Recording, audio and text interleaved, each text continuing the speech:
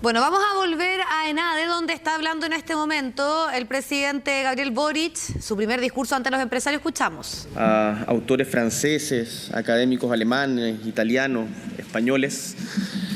Me gustaría partir con una cita o una mención a un poeta chileno, con un poema breve que creo es muy pertinente para un espacio como este, que se llama Cementerio de Punta Arenas, del lugar de donde provengo, y que es de don Enrique Lin, y que habla de algo que vamos a tener que tratar durante nuestro gobierno, y en lo que no me cabe ninguna duda de que acá vamos a encontrar aliados y alianzas para poder enfrentar lo que es la desigualdad.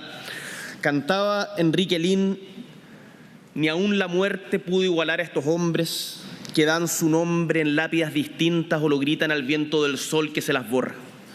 Otro poco de polvo para una nueva ráfaga. Reina aquí, junto al mar que iguala al mármol, entre esta doble fila de obsequiosos cipreses, la paz, pero una paz que lucha por trizarse. Romper en mil pedazos los pergaminos fúnebres para asomar la cara de una antigua soberbia y reírse del polvo. Por construirse estaba esta ciudad cuando alzaron sus hijos primogénitos otra ciudad distinta, desierta, y uno a uno ocuparon a fondo su lugar como si aún pudieran disputárselo. Cada uno en lo suyo para siempre, esperando, tendidos los manteles a sus hijos y nietos. En noviembre pasado, y como candidato a la presidencia, vine a compartir con ustedes, también en ENADE, nuestra visión sobre los desafíos que tenemos como país.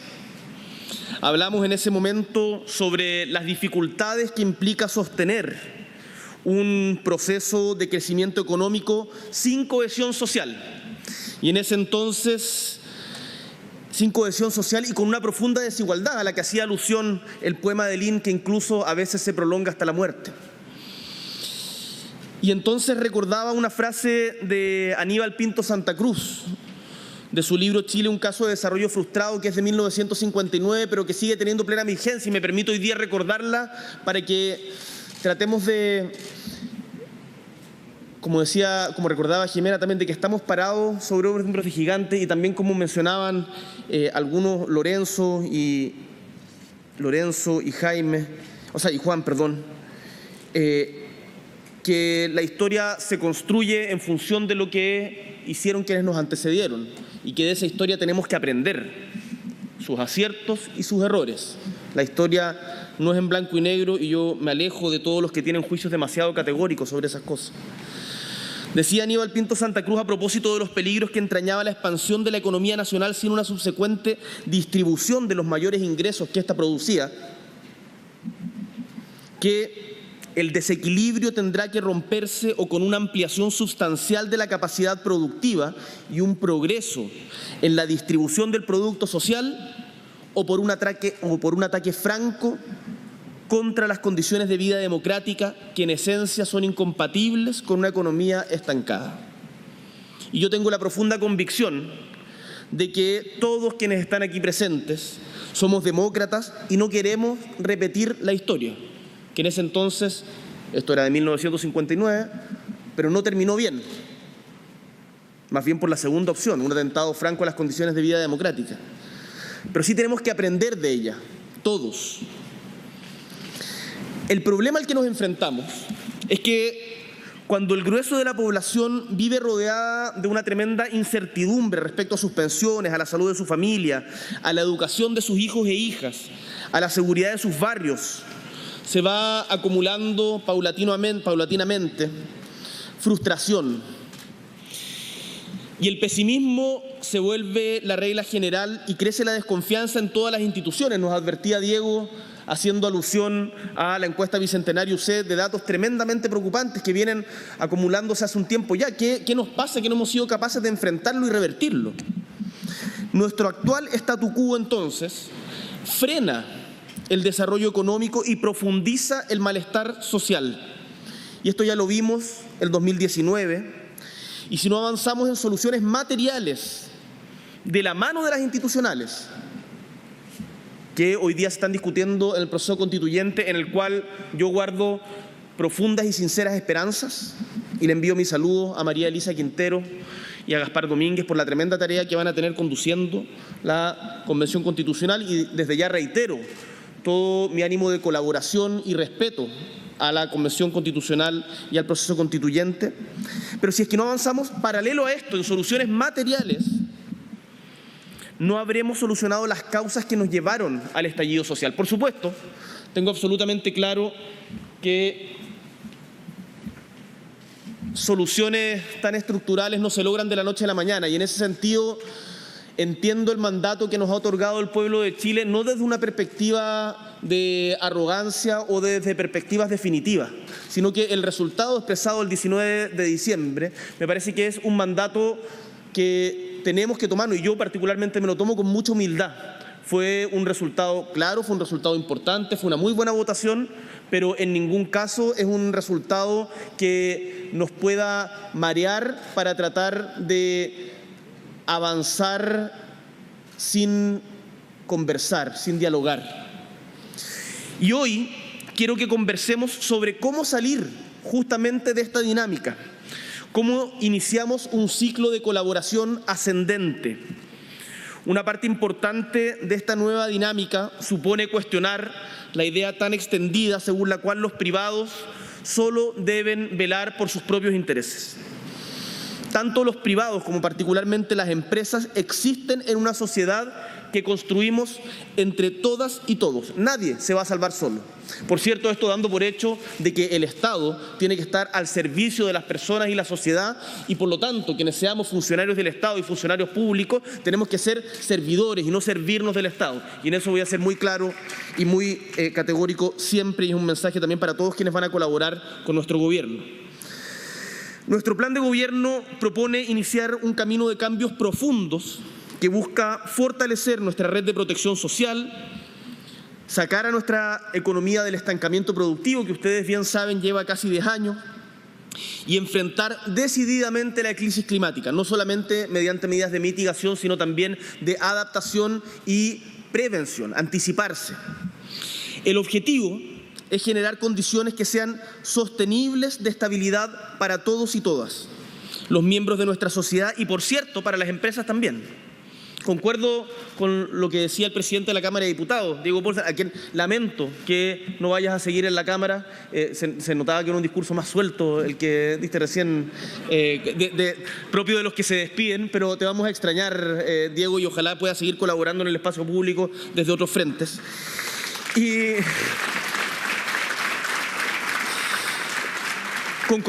decía que concordaba contigo en que no se puede caricaturizar a ningún sector social, ni decir de que todos los empresarios son avaros y ambiciosos, que todos las personas que somos de izquierda somos afiebrados, o que todas no sé, no quiero empezar con... Imagínense ustedes los calificativos para cada grupo, pero cuando se generaliza se pierden los detalles, se rompe un poquito la posibilidad de convivencia, la posibilidad de entenderse y de ver en la crítica o en la posición del otro la mejor versión posible. Así que yo concuerdo con eso, y por lo tanto, tanto los privados como particularmente las empresas existen en una sociedad que construimos entre todos y todas, y nadie se va a salvar solo. Reitero aquello. Los cambios a los que estamos apuntando deben ser llevados a cabo con un diálogo amplio y sin exclusiones, así como, reitero, con gradualidad y responsabilidad fiscal.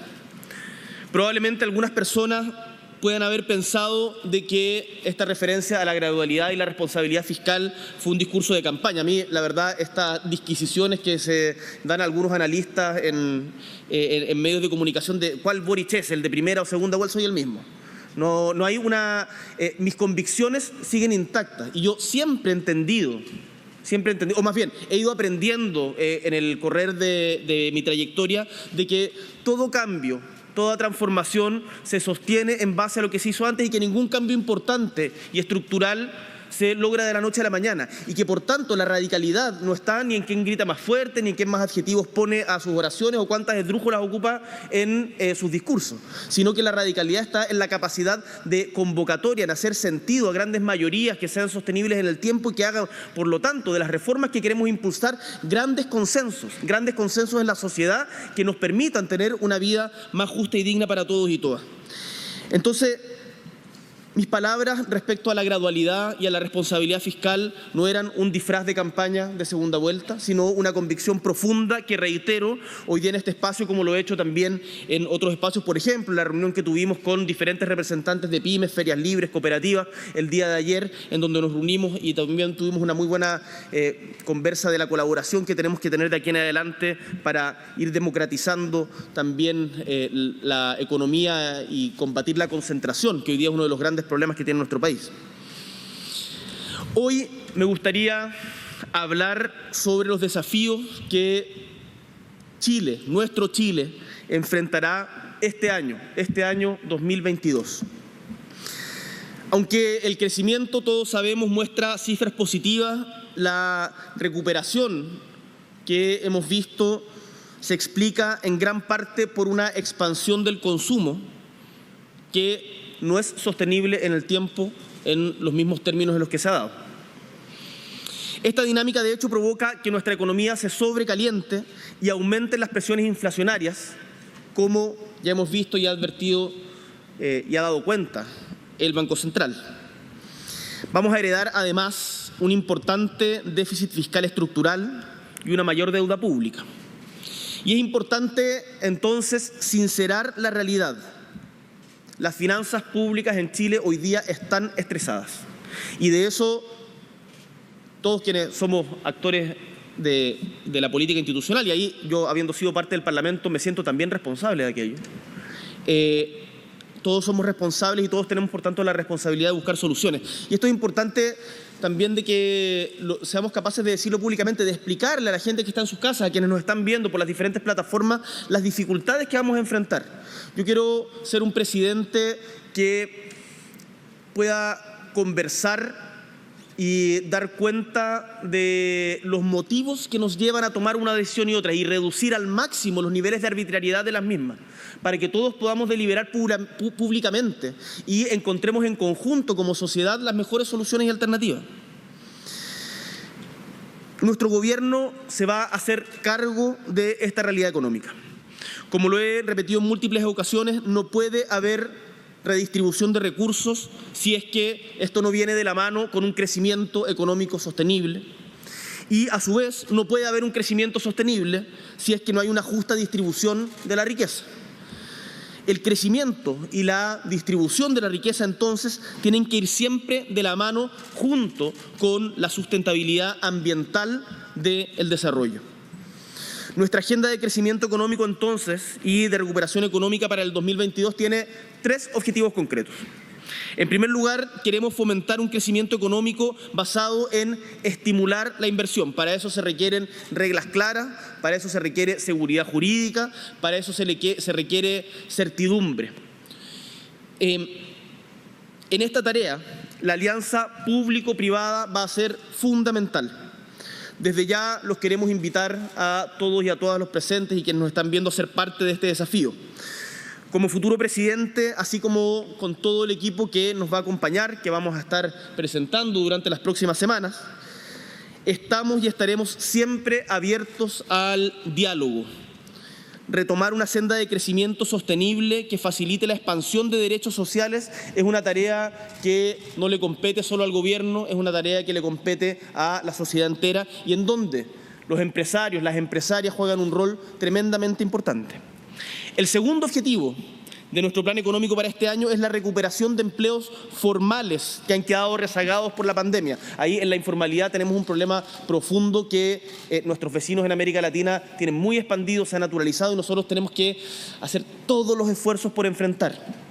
En particular, el empleo joven y especialmente el empleo femenino aún no han recuperado sus niveles previos a la pandemia. Y esto supone un enorme retroceso en la participación femenina en el mercado laboral los datos que nos muestran que las mujeres han abandonado en parte el mercado laboral forzadas por la desigual distribución de las labores de cuidado. Ahí hay una cuestión muy importante que tiene que ver con los colegios. Hoy día estamos en un alza en los casos por la variante Omicron, hay mucha incertidumbre respecto a lo que viene. Yo esto lo dije en algún debate y lo sostengo acá por diferentes motivos. Uno de los principales desafíos que vamos a enfrentar en nuestro futuro gobierno es la brecha educativa que se ha producido en los niños y niñas de Chile.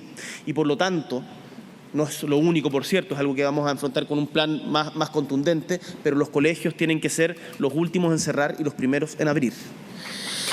Y justamente por los niños, por las niñas, pero también pensando en las mujeres de Chile a quienes se les atribuye desde una perspectiva errada, desde mi punto de vista, como si fuera un designio natural, el rol de cuidado.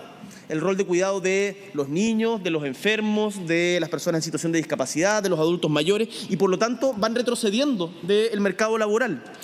Para abordar este problema vamos a reorientar los recursos de los actuales programas de subsidios laborales y junto con este desafío de corto plazo vamos a trabajar en la creación de un sistema nacional de cuidados que busque hacerse cargo del problema de fondo, en la medida en que avanzamos también en corresponsabilidad y enfrentar el machismo histórico que ha tenido nuestra sociedad. Así, en el nuevo país que vamos a construir juntas y juntos, la fundamental tarea del cuidado de personas no será nunca más un sinónimo de vulnerabilidad económica ni de discriminación hacia las mujeres. Esperamos avanzar en esa dirección. Ahora bien, para que la recuperación económica y la creación de empleos sean sostenibles en el tiempo, tenemos que hacernos cargo del insoslayable desafío que implica la crisis climática. Lo hemos dicho y hoy día lo reitero, vamos a hacer un gobierno ecologista. Es por esto que el tercer objetivo de la recuperación económica es que ésta sea respetuosa con el medio ambiente. Y esto no es una cuestión de activismo y de generar una dicotomía insalvable entre crecimiento, entre desarrollo y sustentabilidad. Tenemos que encontrar el equilibrio. Tenemos que encontrar el equilibrio aquí y en todo el mundo, y en esto también espero que podamos jugar un rol de liderazgo internacional para convencer desde el sur global a los países desarrollados que tienen que hacer un esfuerzo mayor. Tienen que hacer un esfuerzo mayor y la transición tiene que ser justa.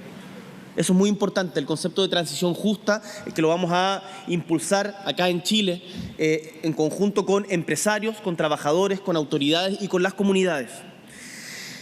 Entonces, decía que nuestro tercer objetivo de la recuperación económica es que ésta sea respetuosa con el medio ambiente. Vamos a fomentar actividades económicas que contribuyan al cuidado de la naturaleza. Abriremos nuevos espacios para la generación de energías limpias, de modo tal que nuestra matriz energética acelere su proceso de descarbonización.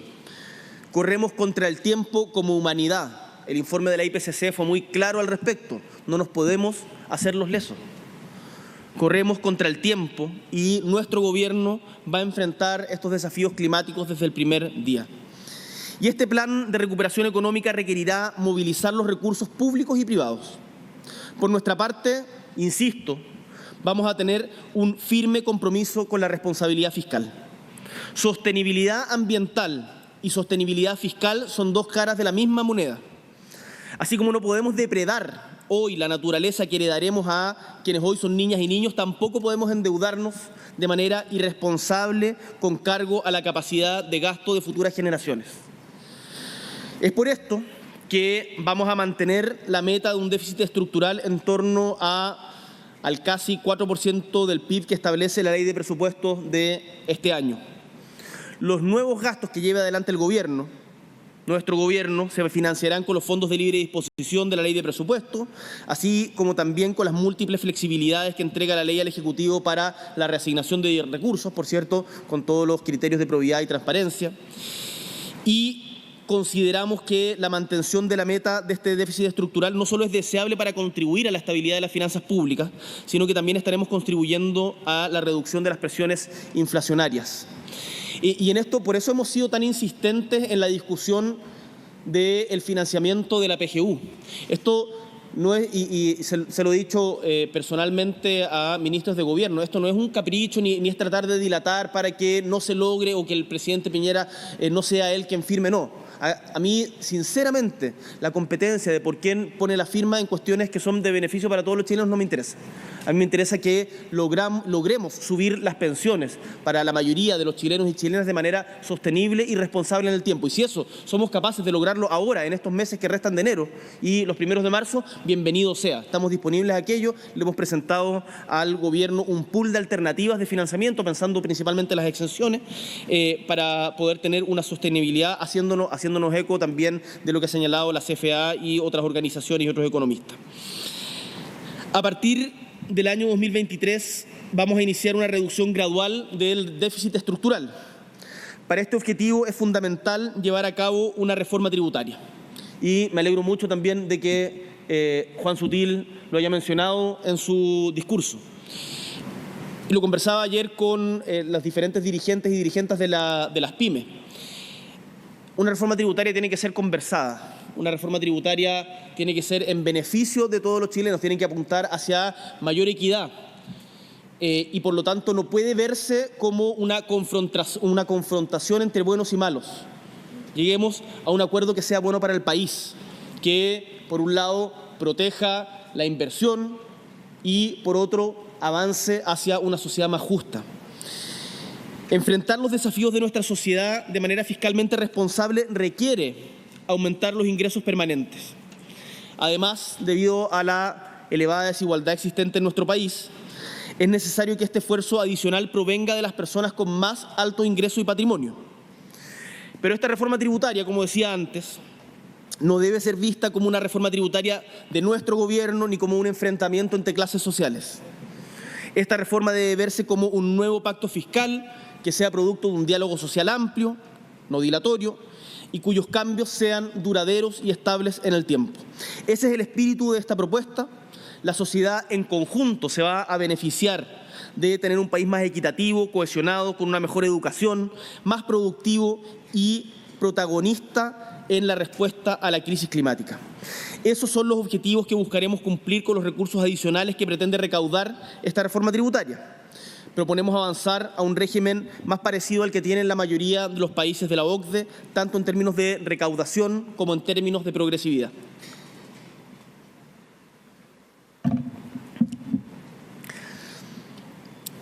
Las y los invito a ser parte activa y constructiva de estos desafíos que vamos a enfrentar como sociedad. Allá afuera tenemos un país, millones de personas que no lo están pasando bien, que tienen mucha incertidumbre, que sienten frustración, que quieren y se merecen estar mejor. Decía Jimena Rincón, la presidenta del Senado, aludía a estas visitas que nos han hecho en lo que se ha venido a llamar la moneda chica, que es la sede del Centro de Estudios Internacionales de la Universidad de Chile, que generosamente nos prestaron, y en donde todos los días va gente a plantearnos sus inquietudes, a darnos un saludo, algún obsequio o contarnos sus angustias y sus penas. Y cuando uno ve y siente y mira a los ojos esa incertidumbre, la verdad es que es tremendamente conmovedor y no puedo sino pensar de que la respuesta a eso no es una respuesta solamente desde un gobierno de izquierda, es una respuesta de toda la sociedad y ahí tenemos que jugar juntos. Tenemos que jugar juntos por esa gente que nos lleva. Seguramente muchos de ustedes también tienen esos contactos de diferentes fundaciones, de diferentes espacios.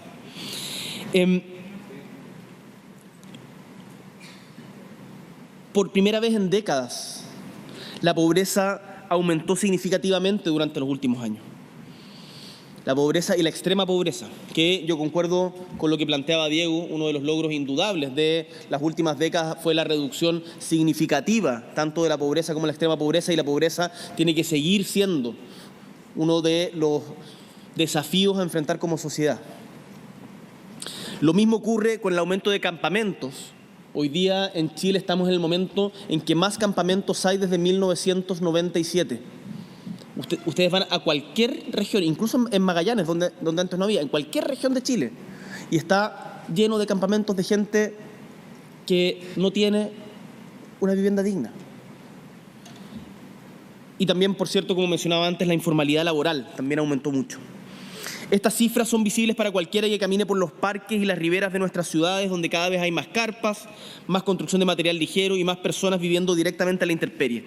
Chile puede y debe ser un país en que sus habitantes vivan dignamente, y los invito a todos a recorrer juntos ese camino hacia ese país que imaginamos. No va a ser fácil, no va a ser de la noche a la mañana. Yo creo que es importante también en esto que todos ponderemos, yo creo que ponderar es una mejor palabra que moderar, las expectativas. Y ahí hay una sabiduría del pueblo chileno que es mucho más profunda de lo que a veces se cree. La gente sabe que las cosas no se hacen con magia.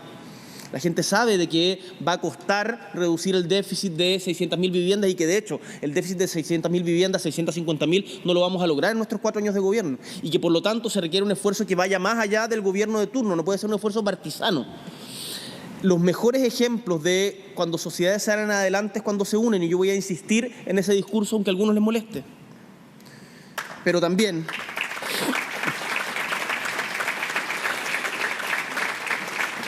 Eso, por cierto, sin dejar de plantear las legítimas diferencias y discrepancias que tengamos. Y yo creo, tal como se hacen en foros como este, como lo hizo el discurso de Diego, que podemos plantear diferencias de manera constructiva. Y por eso, antes de terminar, hay algo que me gustaría señalar respecto a algunas decisiones que se han ido tomando en estos días por parte del gobierno. Pareciera haberse hecho costumbre en Chile que cuando hay alternancia de coaliciones políticas en el poder, en particular en el Ejecutivo, el gobierno saliente aprovecha sus últimas semanas post-elección para realizar diversas modificaciones que comprometen no solo al gobierno entrante, sino al Estado de Chile, y a veces por muchos años. Es el caso de la reciente licitación del litio, también la de la designación de cargos de larga duración en instituciones como el CERVEL. En este caso no es responsabilidad solo del gobierno, sino también se da en medio de negociaciones partisanas con senadores en donde se exige militancia o cercanía personal antes que los atributos y las competencias de las personas involucradas. O también el caso de la modificación de contratos en las reparticiones públicas. Seguramente no todos los detalles de este tipo de prácticas están en conocimiento del presidente o de las más altas autoridades, pero sí pueden evitar y tienen la autoridad para evitar que continúen. Yo quiero invitar a este gobierno y a toda la institucionalidad política a que convengamos en que no es deseable tomar decisiones de última hora más allá de su legalidad. Y para finalizar, reitero, como dijimos el 19 de diciembre en la noche para todo Chile, que voy a ser el presidente de todos los chilenos y chilenas y de quienes habitan nuestro territorio, que defenderé con pasión nuestras ideas y que a la vez escucharé siempre la crítica constructiva para mejorar, que seré firme en la defensa de los intereses nacionales y abierto a la colaboración más allá de los límites de la militancia, y sobre todo que daré lo mejor de mí y mi equipo también para contribuir a construir en conjunto un Chile más justo y digno para todos y todas. Que nuestro viaje sea exitoso. Muchas gracias.